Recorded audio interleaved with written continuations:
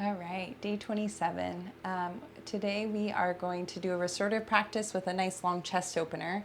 And I wanted to say this is everyone's favorite, but I guess I can't really assume that. But it is a popular pose and a nice way to relax and stretch and lengthen out some of these strong, tight, not necessarily strong, but tight chest muscles that get kind of shortened from our modern day driving, cooking, typing, slouching type movements. So I have a block at the medium height and it's going to go widthways underneath both of my shoulder blades and a block at the high height for my head.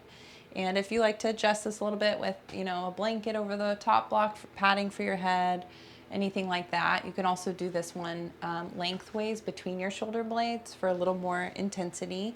And then I like a blanket under my hips so that my hips are higher, take some of the back bend out of it, and still allows for the big chest opener. So then when you lay back, you lay onto your elbows, and then from there you can get a feeling that that block is hitting you balanced side to side underneath both of your shoulder blades. And then you may need to adjust the block for under your head. And then taking, the blanket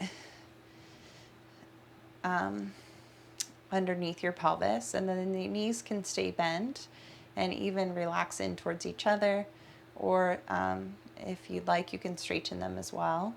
And keeping the arms lower towards your pelvis is a little less. As you take the arms wider out to the side, you get more of a stretch. So up to you here as you settle into your chest opener pose to find a place that feels good to stretch for you here today. And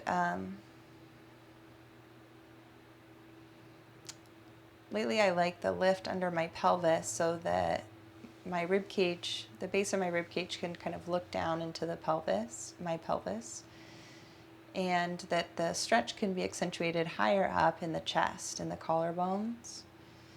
And just seeing how that feels for you.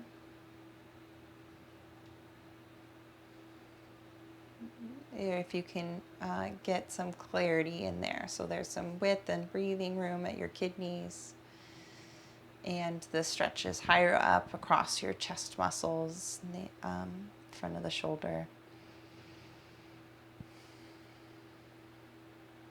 And then as you rest here for a little while, just turning your awareness here onto where you can feel the touch of your breathing in your inner body.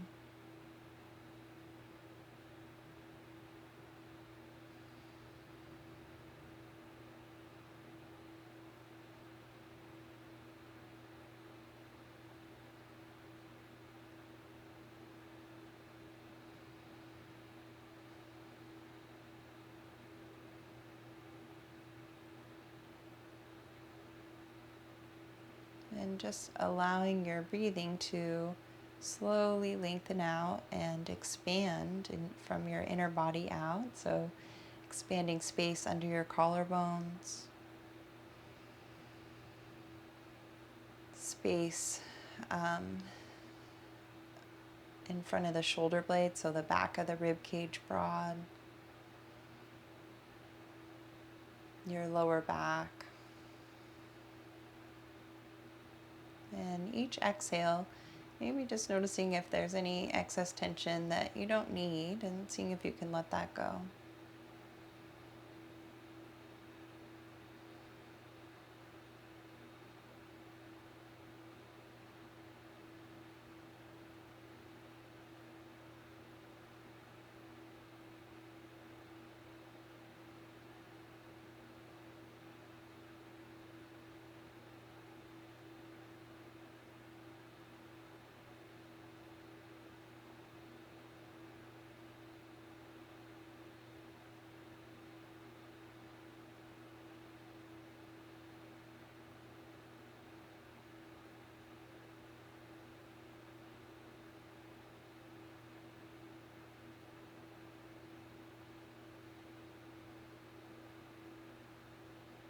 And just noticing if your mind has wandered off, and call yourself back to being right here, resting in your body. Resting into just this time to be aware of your breathing.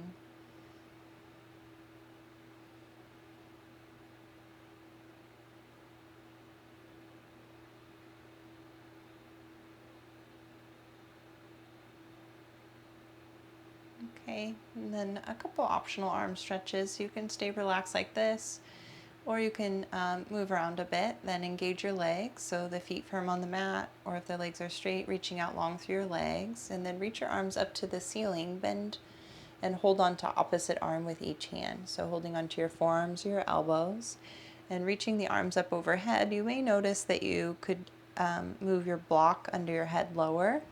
Then always feel free to take it one step lower for this part. And then the arms frame your face, elbows reach out overhead, and your legs extend long down your mat. Or again, you can keep the knees bent with the feet firm. And just seeing if you can stabilize the front ribs towards your pelvis, back ribs towards your arms. Does that make sense? So there's lots of reaching from the back body and stability at the front body. And then feeling the broadening, the breathing into your side rib cage. Okay, and then we'll lift the arms and switch the cross. So you're holding the opposite arm in front, should feel maybe a little bit awkward. And then again, you reach your arms up and back overhead. Legs long, arms extending and reaching, back of the neck long, sides of your rib cage spreading out. Maybe each exhale combing the front of your ribs a little bit more towards your pubic bone. So that's some strengthening there. And then one last one with the arms outstretched long, so you can circle and reach the arms up overhead now with straight elbows. And really extend and reach the arms out as you draw down through your legs. I'm kind of close to the wall, so my arms are a little wider than shoulder width. And that's just fine. You go to a place that feels good in your shoulders or good in your practice space. And be there with nice firm elbows.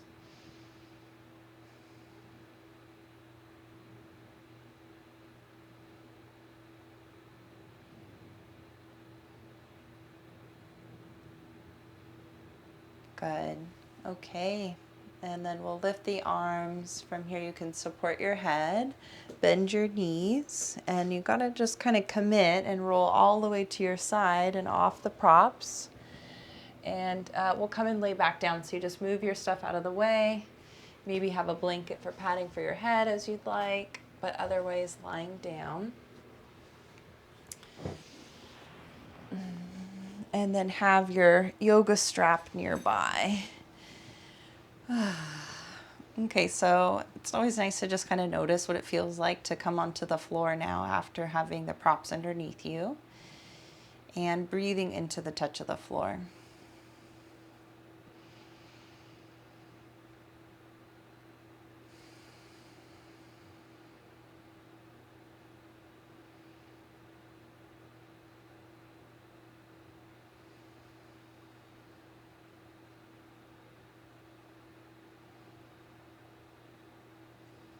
Good. Okay. And then let's hug our knees into the chest and hold your left knee in and stretch your right leg long and resist your left leg up into your hands. Give a little strengthening around the hip. Good. And then guide your left leg into a figure 4 shape. So you cross your left foot across the midline and catch it with your right hand.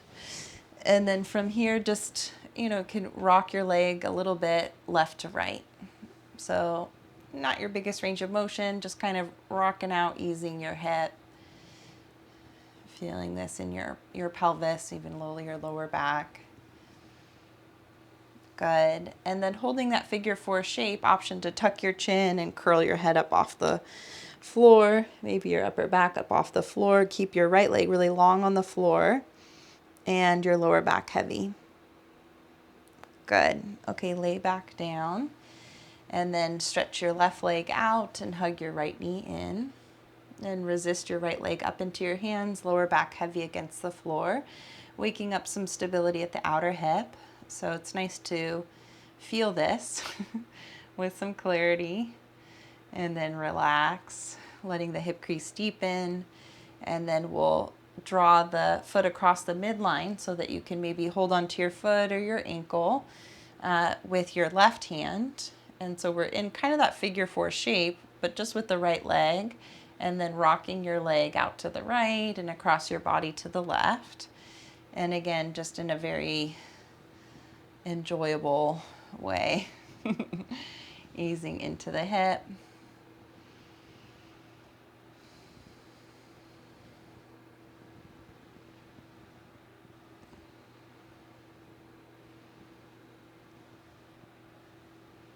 Good. And then coming back to center, tuck your chin in towards your throat and curl up any amount, as long as this is feeling good for you, good for your neck. So this is a good way to strengthen the anterior neck, which can get kind of weak with our modern head posture. But this can be challenging. Feel free to use a hand behind your head as you need. Good. Okay, let's lay down. And we'll take our Supta Padangusthasana stretches. So with both knees bent, you take your strap across your left foot, and then you can slide your right leg out long as you're ready. Lengthen your outer left hip towards the bottom of your mat, and then enjoy the stretch. So actively reaching your foot up into the strap while releasing the head of your thigh bone down into your hip joint. And there's this equal and opposite action in the left leg to create length, extension, reaching, but then also a quality of grounding, of really resting back into the joint and the lovely stability that you can find there. So your lower back is soft into the floor, breathing into your left hip.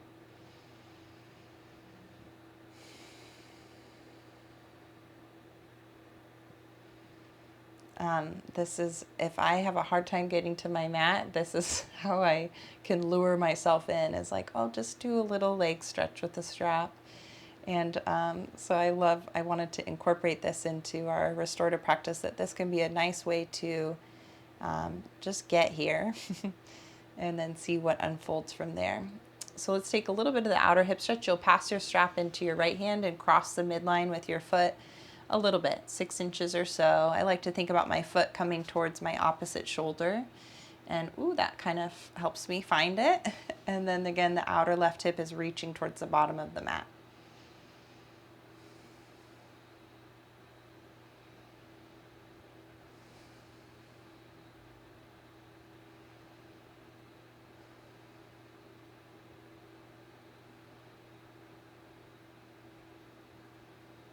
And taking another full round of breath. Okay, and then you'll pass the strap into your left hand and take your leg out to the left any amount. Use support at your outer left hip as you'd like. The left elbow also can be a kickstand against the floor to help support the weight of your left leg. And as your left leg's reaching leftward, right arm reaches to the right. Still seeing beautiful quality to your breathing.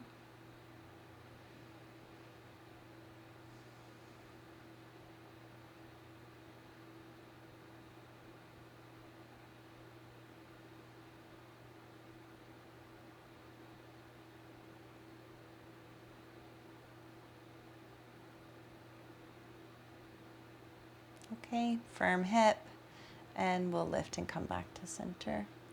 Good. Okay, take a little mini Savasana between your two sides and just noticing your two legs long on the mat and how it feels. And I'll turn so I have space for my leg. And then we'll take both knees bend to take your right foot up into the strap. And right foot really reaches up tall into the strap. You slide your left leg long as you're ready.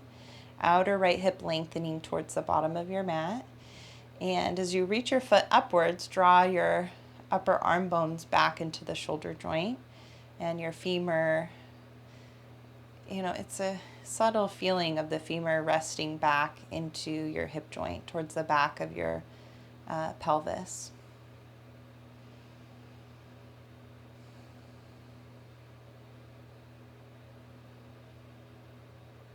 As I feel that, for me, my breathing just feels softer.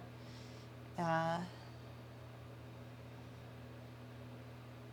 there's a real quality of grounding at the back of the right hip against the floor. Your lower back is soft.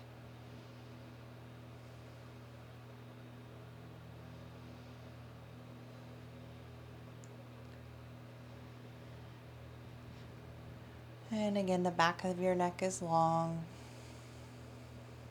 Breathing is smooth.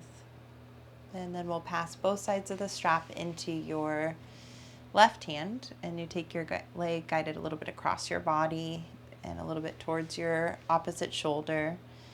And, just go for a workable amount of sensation here for you.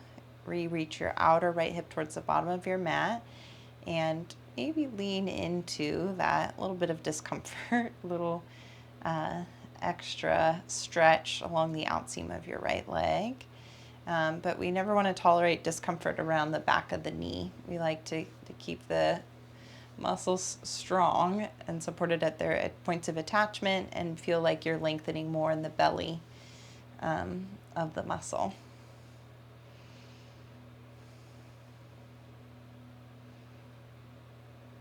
Good. And then passing your strap back into your right hand, circling your leg out to the right, left arm to the left as a counterbalance. Outer right hip is strong and firm, supporting you.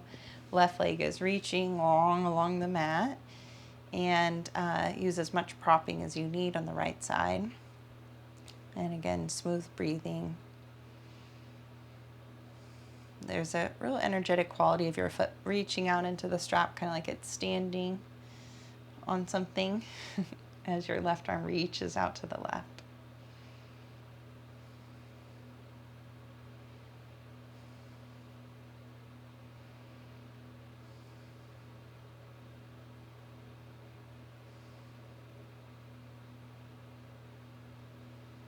Good. How's your breathing?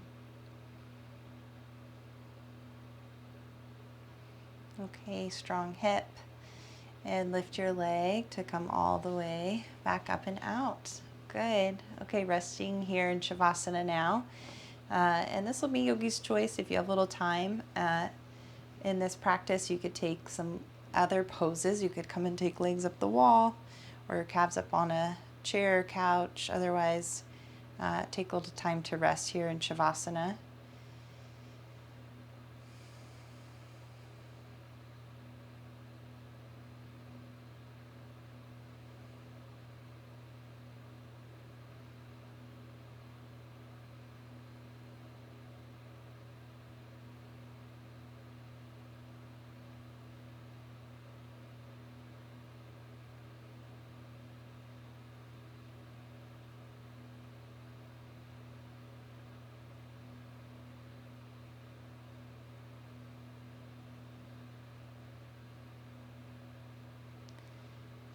I encourage you, if you have the time, to stay a bit longer here in your practice in this, hopefully quality of softness, invoking feelings of just calm and inner quiet, in order to just stay here present in this moment of ease and relaxing. And I just thank you so much for practicing with me here today. All right. Namaste.